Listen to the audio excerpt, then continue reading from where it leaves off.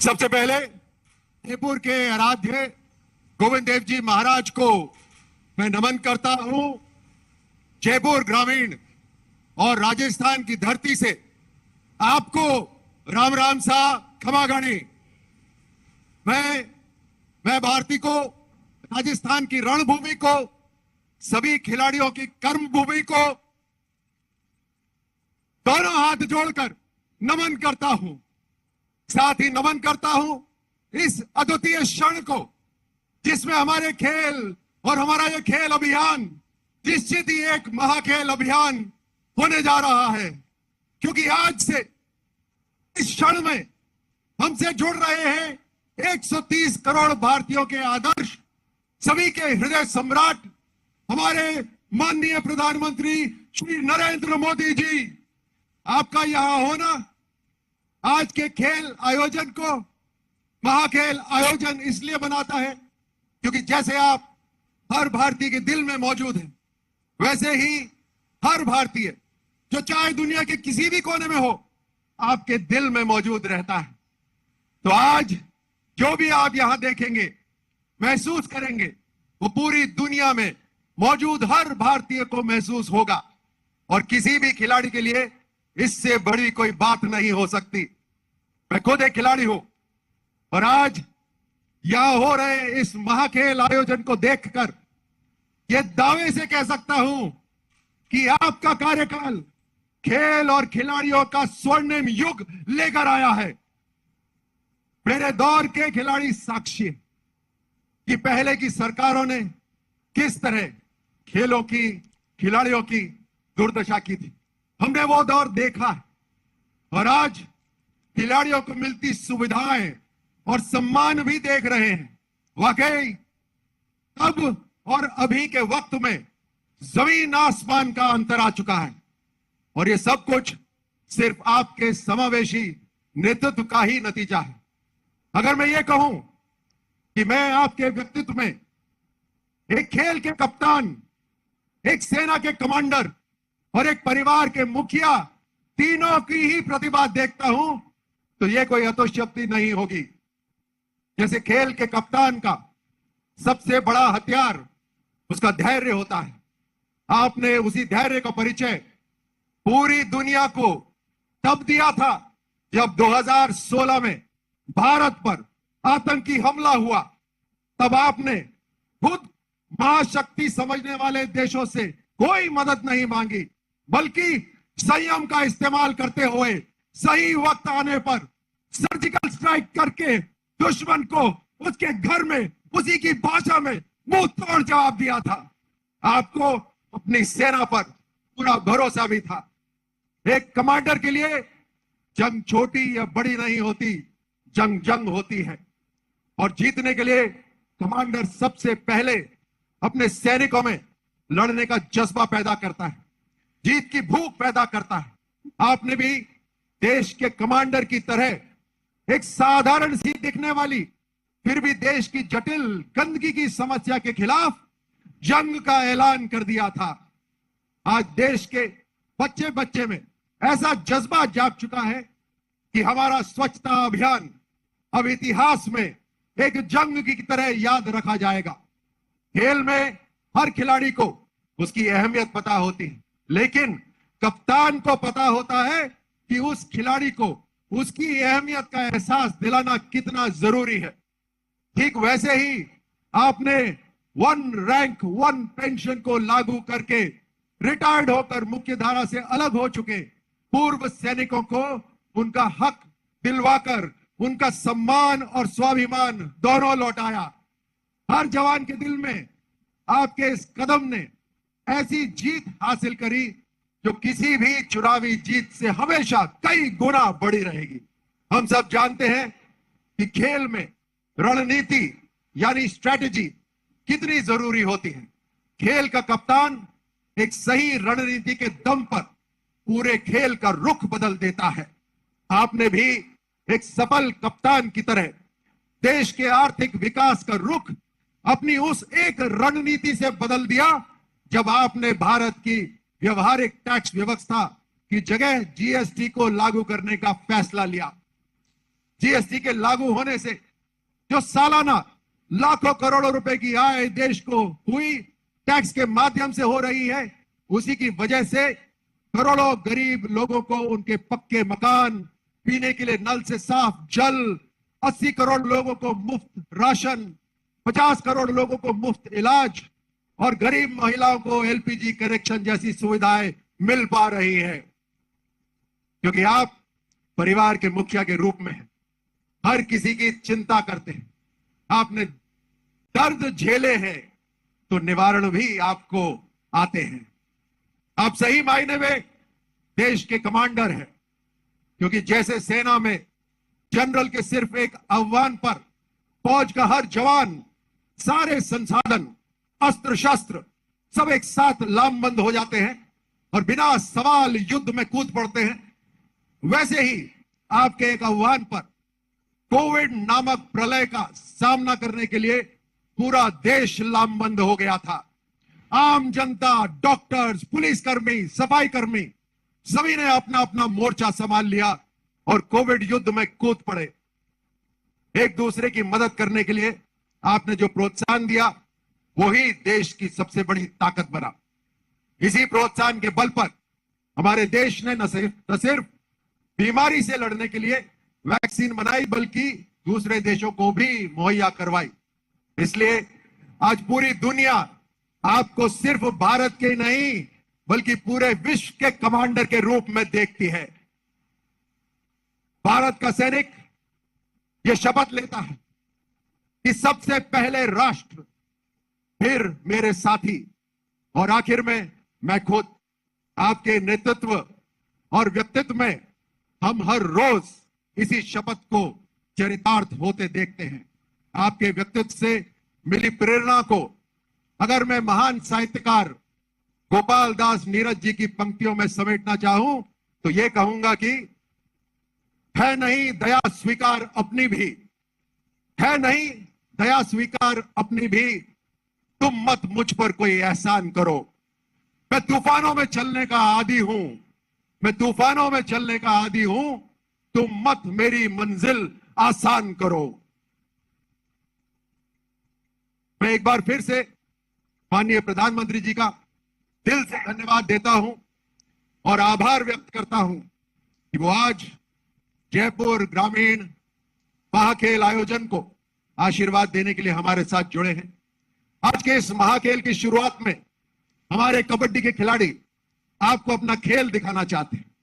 अगर आपकी अनुमति हो तो हम खेलों का शुभारंभ करें। धन्यवाद प्रधानमंत्री जी।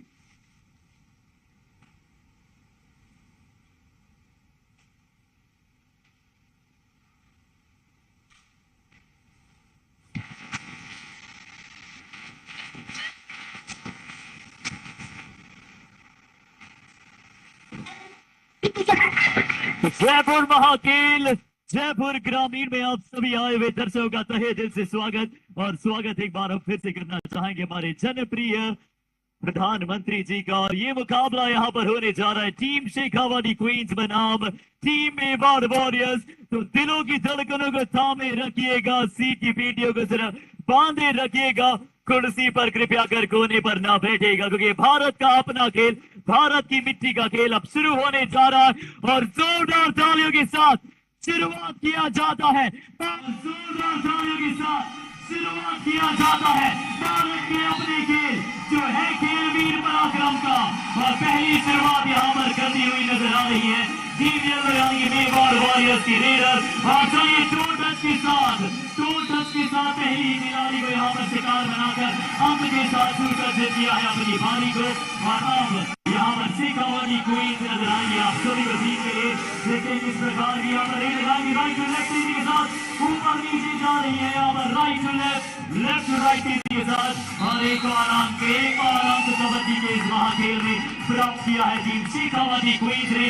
अब मेवाड़ वॉरियर्स की अगली रेडर राइट है, सब कहां से यहाँ पर आई है खिलाड़ी, सीधा टाई लगाया था भावना में और भावनाओं में यहाँ पर बहने का मौका बिल्कुल भी नहीं दिया है मेवाड़ वॉरियर्स ने टीम शेखावाटी क्वींस के विरुद्ध। कमाल का मुकाबला यहाँ पर आप सभी को देखने को मिल रहा है और इन युवा खिलाड़ियों को मौका मिल रहा है कि प्रधानमंत्री जी के समक्ष आप अपने उत्कृष्ट खेल का उच्चतम खेल का यहाँ पर प्रदर्शन कर पाए। राइट रेड के साथ शुरू कर रही है मेवाड़ वॉरियर्स की एक और उत्कृष्ट खिलाड़ी, कैसा प्रदर्शन करेगी? एमटी रेड के साथ यहाँ पर आई है Pargi raid. Right red team Shekhawati queens एक बार फिर से कितना बेहतर खेल का प्रदर्शन कर पाएंगे, आइए देखते हैं। नंबर 3 जर्सी भावना एक बार फिर से है तैयार। देखिए एमटी रेड इसे कहते हैं कि कैसे आप अपनी परिपक्वता का यहाँ पर परिचय देते हैं। अब चलते हैं यहाँ से शेखावाटी क्वींस की तरफ, जहां पर राजस्थान नगरीलो राजस्थान का आप लोगो देखते हैं। बड़ा कमाल उत्कृष्ट यहाँ पर आप सभी को नजर आता है। देखिए राइट टू लेफ्ट के साथ पकड़ी हुई राइट कॉर्नर लेफ्ट कॉर्नर मुस्कान और शालिनी, थोड़ी सी मुस्कान यहाँ पर पास ऑन की थी, पर अभी तक एंटी रेड का खेल नजर आया है। अगली रेड यहाँ पर एंकल होल्ड आता हुआ, एंकल होल्ड यहाँ पर आया है। लेफ्ट कवर राइट कवर का शानदार कॉम्बिनेशन, और इसे कहते हैं बुलंदियों पर कैसे पहुंचा जाए, ऐसे कवर के टैकल्स के साथ पहुंचा जाए। लीड पर जाने का प्रयास करती हुई दोनों ही टीमें, पर आप देखते हैं रेड में क्या उतनी समझ नजर आएगी, क्या समझदारी का खेल यहाँ पर आप सभी को नजर आ पाएगा। देखिए टक्कर लगाए हमारे सभी दर्शक देख ले, और यह है कमाल। इसलिए कहा जाता है कि हमारी भारतीय नारी सब पर भारी है। एक और बात जो है स्कीमिंग स्किल्स दर्शाई है, अगर बचना कोई आर्ट है तो ये खिलाड़ी धीरे धीरे एस्केप आर्टिस्ट बन रही है। देखते हैं अगली रेड राइट कॉर्नर के साथ टीम है तैयार, किस तरह से अब अगली जाएंगी। पर left corner number 10 Jersey Sonu मौजूद थी, सोनू का यहाँ पर आया है कमाल का एंकल होल्ड, और उसके पश्चात यहाँ पर दर्शा दिया है कनिका ने भी कि उनकी तैयारी किस प्रकार की है। अगली रेड एक बार है क्या तैयारी है? मेवाड़ वॉरियर्स बनाम शेखावाटी क्वींस, जयपुर ग्रामीण जयपुर महाखेल 6400 के लगभग खिलाड़ी ने यहाँ पर इस उत्कृष्ट प्रतियोगिता में अपना सर्वश्रेष्ठ खेल दर्शाया था, और अभी यहाँ पर अगली रेड की तरफ जा रही है येलो टीम यानी कि मेवाड़ वॉरियर्स। राजस्थान जिसे आप शूरवीरों की धरती कहते हैं, किक लगाने की कोशिश की थी यहाँ पर। देखते हैं फुट मूवमेंट कितना कमाल का है, फीट मूवमेंट बड़ा ही कमाल का इनका जाता हुआ अभी तक प्रतीत हो रहा है, और अच्छा चलता हुआ मुकाबला, बहुत बेहतरीन अंदाज में मुकाबला यहाँ पर चल रहा है। अब देखते हैं कि कहां से शेखावाटी क्वींस धीरे धीरे इस मुकाबले में लीड बना पाएंगी, क्या इस लीड के साथ आगे की तरफ जा पाएंगी। और महाकाल से आज हमने आशीर्वाद लिया था, चाहे काशी कॉरिडोर की बात करें या फिर महाकाल कॉरिडोर, जितना चमक रहा है उतना ही चमक रहा है ये जयपुर है। अपने जयपुर महाखेल के साथ अगली रेड एक बार पुनः यहाँ पर मेवाड़ वॉरियर्स की उत्कृष्ट खिलाड़ी किक लगाने का प्रयास, क्या किक लगाती है, क्या हैंड टचेस करती है, स्किल्स का प्रॉपर मल्टीटास्किंग उपयोग यहाँ पर करती हुई और उपयोगिता दर्शा रही है। अपना अंदर जा रही है, बॉक्स लाइन को एक बार फिर से पार किया है, इस रेड को लीगल किया है, हैंड टच करने की कोशिश। और जैसा कि आप सभी जानते हैं कि हमारे माननीय प्रधानमंत्री जी का विजन है कि महिला वर्ग किस तरह से आगे बढ़ेगा खेल में, और भारत जैसे विश्व के सबसे बड़ा लोकतांत्रिक देश कहा जाता है, उसी देश को यहाँ पर खेल लोक में भी सबसे बड़ा बनाने का जो उनका विजन है वो लगातार आगे जा रहा है। और ये खिलाड़ियां बता रही है कितना कमाल का प्रदर्शन लगातार दिखा रही है। एक और बार किक लगाई है लेफ्ट कॉर्नर राइट कॉर्नर पर कमाल के साथ, और एक और अंक यहाँ पर अर्जित किया है अपनी टीम के लिए। शेखावाटी क्वींस एक बार फिर से कप्तान कनिका नंबर 9 जर्सी निशा भी है तैयार। देखेंगे अब किस तरह से हर्षिता सभी को हर्षित कर पाएंगे। और इस बार चक्रव्यूह बनाया गया था, राइट कॉर्नर से अनिता की जोड़ी आई थी पलक के साथ, राइट कवर राइट कॉर्नर से चक्रव्यूह को बनाया और इस चक्रव्यूह में फंसाया शेखावाटी क्वींस की रेडर को। 4 खिलाड़ी महज मौजूद हैं, बोनस ऑफ है, 4 खिलाड़ियों में क्या यहाँ पर बाउंस बैक कर पाएंगे। काउंटर अटैक हमेशा ऐतिहासिक होता है, ऐतिहासिक क्षण यहाँ पर चल रहा है, और ये लास्ट रेड इस मुकाबले की चल रही है, और इस रेड में यहाँ पर मेवाड़ वॉरियर्स की टीम की सोनू ने इतिहास रच दिया है।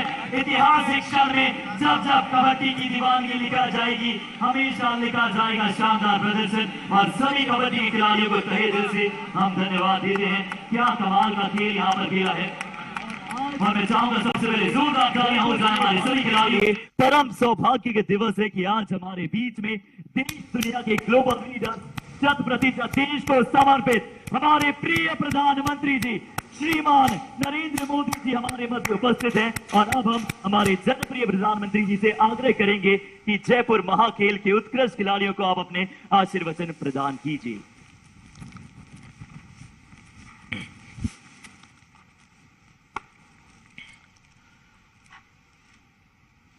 जयपुर ग्रामीण के सांसद और हमारे सहयोगी भाई राजवर्धन सिंह राठौड़,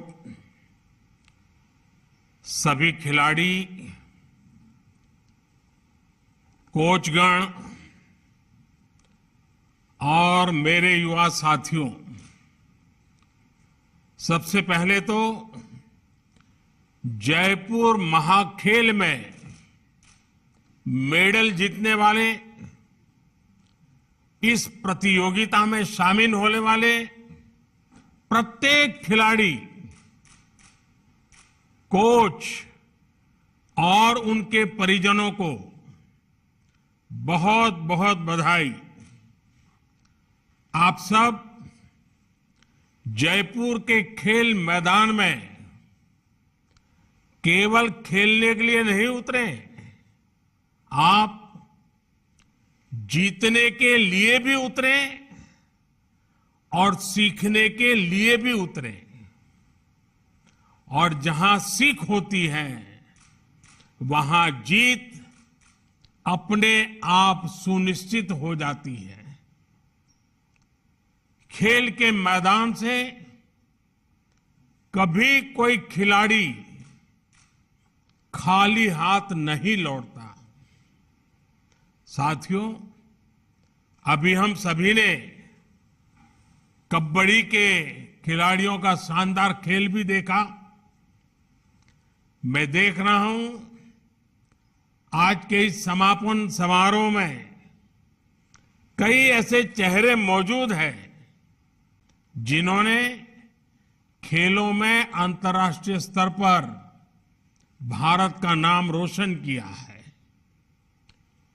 एशियन गेम्स के मेडलिस्ट रामसी दिख रहे हैं, ध्यानचंद खेल रत्न से सम्मानित पैरा एथलीट भाई देवेंद्र झांझड़िया दिख रहे हैं, अर्जुन अवार्डी साक्षी कुमारी और अन्य सीनियर खिलाड़ी भी हैं। यहां आए खेल जगत के इन सितारों को जयपुर ग्रामीण के खिलाड़ियों का उत्साहवर्धन करते देख मुझे बड़ी प्रसन्नता हो रही है। साथियों, आज देश में खेल प्रतिस्पर्धाओं और खेल महाकुंभों का जो सिलसिला शुरू हुआ है वो एक बड़े बदलाव का प्रतिबिंब है। राजस्थान की धरती तो अपने युवाओं के जोश और सामर्थ्य के लिए ही जानी जाती है। इतिहास गवाह है, इस वीर धरा की संतान ने रणभूमि को भी अपने शौर्य से खेल का मैदान बना देती है। इसलिए अतीत से लेकर आज तक जब भी देश की रक्षा की बात आती है तो राजस्थान के युवा कभी किसी के पीछे नहीं होते हैं। यहां के युवाओं के इस शारीरिक और मानसिक सामर्थ्य को विकसित करने में राजस्थानी खेल परंपराओं का बड़ा योगदान रहा है। सैकड़ों वर्षों से मकर संक्रांति पर आयोजित होने वाला खेल दड़ा हो या बचपन की यादों से जुड़े सितोलिया, रुमाल जपटा जैसे परंपरागत खेल हो, ये राजस्थान की रग रग में रचे बसे हैं। इसलिए इस राज्य ने देश को कितनी ही खेल प्रतिभाएं दी हैं, कितने ही मेडल देकर तिरंगे की शान को बढ़ाया है। और आप जयपुर वालों ने तो आपने तो सांसद भी ओलंपिक पदक विजेता चुना है। मुझे खुशी है कि राजवर्धन सिंह राठौड़ जी उनको देश ने जो दिया है उसे वो सांसद खेल स्पर्धा के जरिए नई पीढ़ी को लौटाने का काम कर रहे हैं। हमें इन प्रयासों को और विस्तार देना है ताकि इसका प्रभाव और भी व्यापक हो। जयपुर महाखेल का सफल आयोजन हमारे ऐसे ही प्रयासों की अगली कड़ी है। इस वर्ष 600 से ज्यादा टीमों का 6,500 युवाओं का इसमें भाग लेना इसकी सफलता का प्रतिबिंब है। मुझे बताया गया है कि इस आयोजन में बेटियों की भी 125 से ज्यादा टीमों ने हिस्सा लिया है। बेटियों की ये बढ़ती हुई भागीदारी एक सुखद संदेश दे रही है।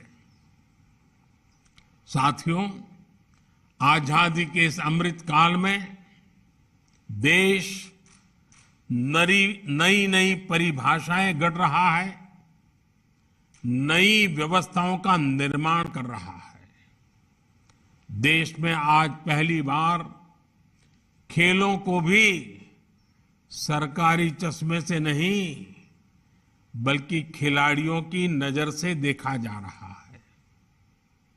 मैं जानता हूं युवा भारत की युवा पीढ़ी के लिए असंभव कुछ भी नहीं है। युवाओं को जब सामर्थ्य, स्वाभिमान, स्वावलंबन, सुविधा और संसाधन की शक्ति मिलती है तो हर लक्ष्य आसान हो जाता है। देश की इस अप्रोच की झलक इस बार की बजट में भी दिखाई दे रही है।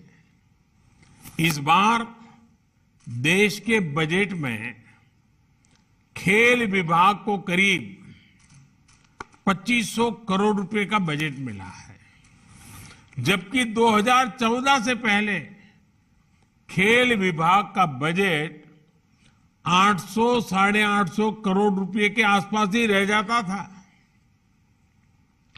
यानी 2014 के मुकाबले देश के खेल विभाग के बजट में लगभग 3 गुना बढ़ोतरी हुई है। इस बार अकेले खेलो इंडिया अभियान के लिए ही 1000 करोड़ रुपए से ज्यादा बजट दिया गया है। ये ऐसा खेल से जुड़े हर क्षेत्र से में संसाधनों और सुविधाओं का निर्माण करने की दिशा में काम आएगा। साथियों, पहले देश के युवाओं में खेल का जज्बा तो होता था, प्रतिभा भी होती थी, लेकिन अक्सर संसाधन और सरकारी सहयोग की कमी हर बार आड़े आ जाती थी। अब हमारे खिलाड़ियों की इस चुनौती का भी समाधान किया जा रहा है। मैं आपको इस जयपुर महाखेल का ही उदाहरण दूंगा। जयपुर में यह आयोजन बीते 5-6 वर्षों से चल रहा है। ऐसे ही देश के कोने कोने में भारतीय जनता पार्टी के सांसद अपने अपने क्षेत्रों में खेल महाकुंभों का आयोजन करवा रहे हैं। इन सैकड़ों खेल महाकुंभों में हजारों युवा, हजारों प्रतिभावान खिलाड़ी अलग अलग खेलों में भाग ले रहे हैं। सांसद खेल महाकुंभ की वजह से देश की हजारों नई प्रतिभाएं उभर कर सामने आ रही है। साथियों, ये सब इसलिए मुमकिन हो पा रहा है क्योंकि केंद्र सरकार अब जिला स्तर और स्थानीय स्तर तक स्पोर्ट्स फैसिलिटी बना रही है। अब तक देश के सैकड़ों जिलों में लाखों युवाओं के लिए स्पोर्ट्स इंफ्रास्ट्रक्चर तैयार किया गया है। राजस्थान में भी केंद्र सरकार द्वारा अनेक शहरों में स्पोर्ट्स इंफ्रा का निर्माण हो रहा है। आज देश में स्पोर्ट्स यूनिवर्सिटीज भी बन रही हैं और खेल महाकुंभ जैसे बड़े आयोजन भी प्रोफेशनल तरीके से हो रहे हैं। इस बार नेशनल स्पोर्ट्स यूनिवर्सिटी को भी अधिकतम बजट प्रदान किया गया है। हमारा प्रयास है कि स्पोर्ट्स मैनेजमेंट और स्पोर्ट्स टेक्नोलॉजी से जुड़ी हर विद्या को सीखने का माहौल बने, जिससे युवाओं को इस क्षेत्र में कैरियर बनाने का अवसर मिलेगा। साथियों, पैसे की कमी के कारण कोई युवा पीछे न रह जाए, इस पर भी हमारी सरकार का ध्यान है। बेहतरीन प्रदर्शन करने वाले खिलाड़ियों को केंद्र सरकार अब सालाना 5 लाख रुपए तक की मदद करती है। प्रमुख खेल पुरस्कारों में दी जाने वाली राशि भी 3 गुना तक बढ़ा दी गई है। ओलंपिक जैसी बड़ी वैश्विक प्रतियोगिताओं में भी अब सरकार पूरी शक्ति से अपने खिलाड़ियों के साथ खड़ी रहती है। टॉप्स TOPS टॉप जैसी स्कीम के जरिए वर्षों पहले से खिलाड़ी ओलंपिक की तैयारी कर रहे हैं। साथियों, खेल में आगे बढ़ने के लिए किसी भी खिलाड़ी के लिए सबसे जरूरी होता है अपनी फिटनेस को मेंटेन रखना। आप फिट होंगे तभी सुपर हिट होंगे। और फिटनेस तो जितनी खेल के ही मैदान में जरूरी होती है, उतनी ही जिंदगी के मैदान में भी जरूरी होती है। इसलिए आज खेलो इंडिया के साथ साथ देश के लिए फिट इंडिया भी एक बड़ा मिशन है। हमारी फिटनेस में बहुत बड़ी भूमिका हमारे खान पान की, हमारे पोषण की भी होती है। इसलिए मैं आप सबसे एक ऐसे अभियान की चर्चा भी करना चाहता हूं, जिसकी शुरुआत तो भारत ने की, लेकिन अब वो एक ग्लोबल कैंपेन बन गया है। आपने सुना होगा, भारत के प्रस्ताव पर यूनाइटेड नेशंस UN वर्ष 2023 को इंटरनेशनल मिलेट ईयर के तौर पर मना रहा है। और राजस्थान तो मिलेट्स यानी मोटे अनाजों की एक बेहद समृद्ध परंपरा का घर है और अब देशव्यापी उसकी पहचान बने, इसलिए ये मोटे अनाज को श्री अन्न इस नाम से लोग जाने, ये बहुत आवश्यक है। इस बार बजट में भी इस बात का उल्लेख किया गया है।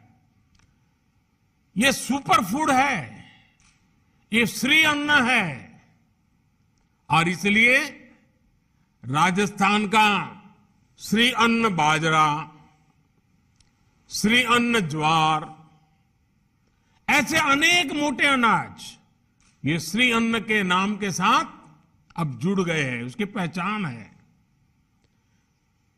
और ये कौन नहीं जानता, जो राजस्थान को जानता है। ये हमारे राजस्थान का बाजरे का खिचड़ा और चूरमा, क्या कोई भूल सकता है क्या?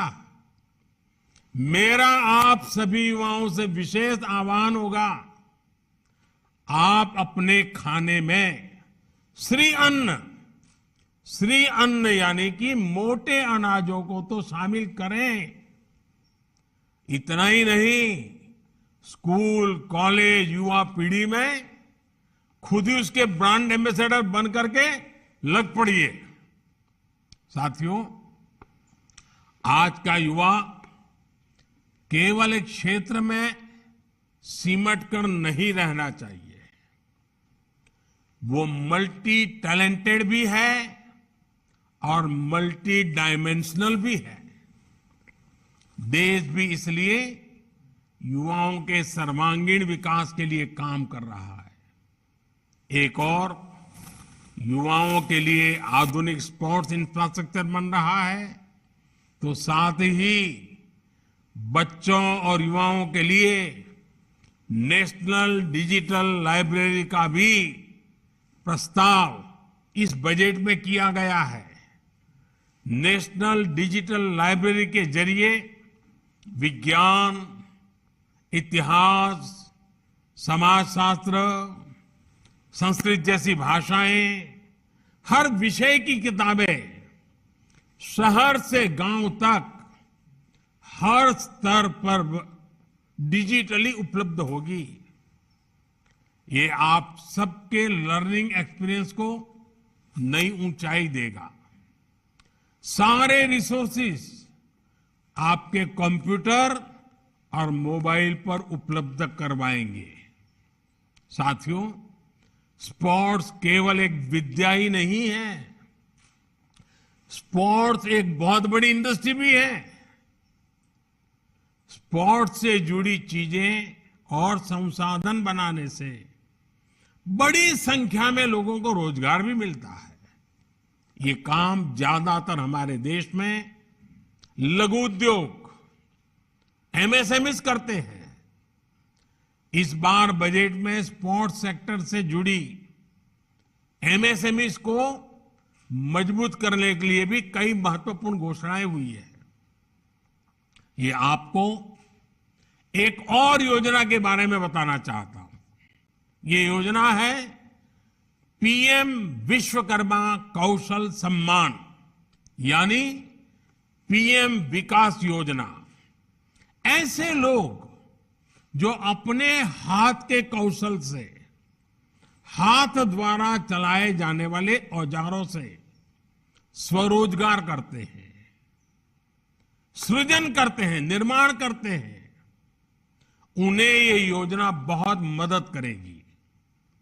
उन्हें आर्थिक सहयोग से लेकर उनके लिए नए बाजार बनाने तक हर तरह की मदद पीएम विश्वकर्मा योजना द्वारा दी जाएगी। हमारे युवाओं के लिए ये भी रोजगार के, स्वरोजगार के बड़े अवसर बनाएगी। साथियों, जहां प्रयास पूरे मन से होते हैं, वहां परिणाम भी सुनिश्चित होते हैं। देश ने प्रयास किए, परिणाम हमने टोक्यो ओलंपिक्स में देखा, कॉमनवेल्थ खेलों में देखा, जयपुर महाखेल में भी आप सबके प्रयास भविष्य में ऐसे ही शानदार परिणाम देंगे। आपसे ही देश के लिए अगले गोल्ड और सिल्वर मेडलिस्ट निकलने वाले हैं। आप अगर ठान लेंगे तो ओलंपिक्स तक में तिरंगे की शान बढ़ाएंगे। आप जिस क्षेत्र में जाएंगे वहां देश का नाम रोशन करेंगे। मुझे विश्वास है हमारे युवा देश की कामयाबी को बहुत आगे तक लेकर के जाएंगे। इसी भावना के साथ आप सभी का बहुत बहुत धन्यवाद।